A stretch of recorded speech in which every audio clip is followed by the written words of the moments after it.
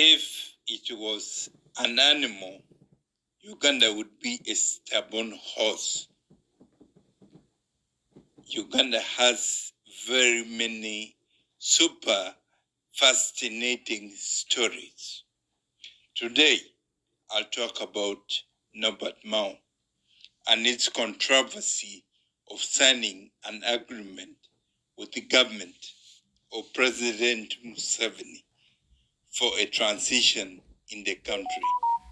You realize that Uganda got its independence in 1962, October 9th. And from then to date, we had over 8 presidents. And these were successful in terms of military transfer of power. They were fighting and there was a lot of bloodshed. Actually, state making in Uganda has been the art of war. Today, Norbert Mao made a very strong stance, irrespective of the names he got. This gives me to ask fundamental questions, moral questions. The sacrifice of Norbert Mao, the sacrifices he makes me ask this question. Who is Uganda? Who is Uganda is Uganda. Because if you had to realize for 36 years we have had one president, and since that time we have never had bloodshed. But Ugandans are worried, extremely worried, that this might be another bloodshed in terms of transforming Uganda into a nation that is peaceful, that is prosperous, and that has a future. In his interview, Mao stated this interesting argument. He said, since many Ugandans have called me a traitor, abused me, ridiculed me, I believe that Uganda needs someone who will set the fundamentalists in government, the fundamentalists in opposition to come and sit and see that we come together and make our country better.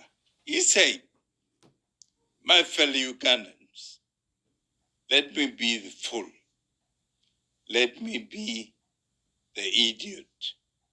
Let me be the laughing stock for now.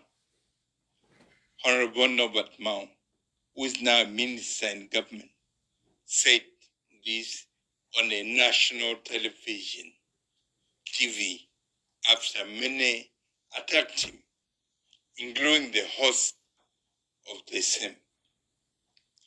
I received this with tears. Tears for Uganda, a country bedeviled by the art of war as its state-making tool, with violent transition laced with guns and tribalism. Last year, precisely July 2022, President General of DP, Norbert Mao, shocked the world by signing a cooperation agreement with the NRM's Museveni. Top in his mind was transition. Sadly, the so-called opposition and some fundamentalists in NRM government, whose life depends solely on President Museveni's life presidency or parallelism, their slogan has been no change. They were enraged internally, inwardly.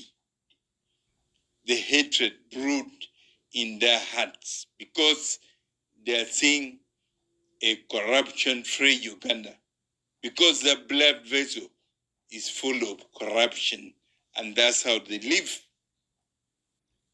They have surrounded the president. They have actually put him under threats. If you leave, there will be chaos in the country. If you leave this and that. Thanks for the wisdom that visited the president.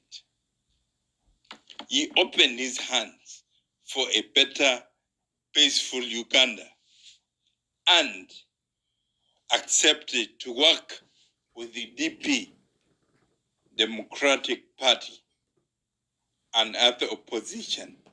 He opened his hands wide. I hope he will prove pretty strong by not trying to destroy opposition, but use DP as a go-between. You remember those days when it is hard for you to date a woman, you send a go-between, a friend of that lady who can talk and convince her to have a date with you. In some places, they call it blind date. Once bitten, twice shy. Many Ugandans have judged that Mao's quest for transition is dead on arrival. Sincerely, this school of thought was bestowed by General Museveni's contradiction of Mao's stance on transition. He said he distanced himself from Norbert Mao's transition talk. He distanced himself from the transition talk. He said they have never discussed about transition with Mao. A warning to you, Mr. President. You said NRM will decide the fate of Uganda on transition. I shudder. If you want peace, tranquility, prosperity, and development in Uganda, besides maintaining the love you have in Africa and the world, in order to maintain your unmatched legacy, set up a committee of eminent persons, eminent Ugandans, the business community, the Indian community, the elders, the teachers, the religious leaders, the cultural institutions, all Ugandans and stakeholders who are there to have a united country like our Uganda anthem states, bring them together and we sit and have a consensus. We dialogue and have a new Uganda, like Norbert Mao suggested. Mr. President, please don't be tempted to run again in 2026. We believe that with political integration of East Africa, you will be fronted as a president. With your wisdom, no one can match you, Mr. President. Yes, Mao received names like a traitor, idiot, and others for agreeing for the agreement between you and Democratic Party. This has been Mao's politics of sobriety and the future of our country. He's a very sober politician. As a mentee among thousands of Ugandans mentored and inspired by Norbert Mao, I told him, ignore them. Ignore the hypocrites. They seem more Catholic than the Pope himself. Those in opposition attacking you.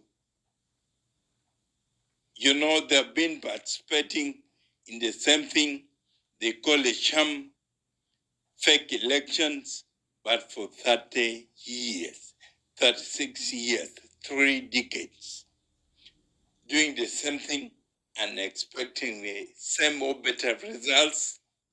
I think that is madness. Who is Mao? And who is Uganda? Is Uganda? That's the moral questions. Those are the fundamental questions we should put in our minds. To me, these are moral questions to ask if we are to judge Mao and his actions. Uganda belongs to all of us.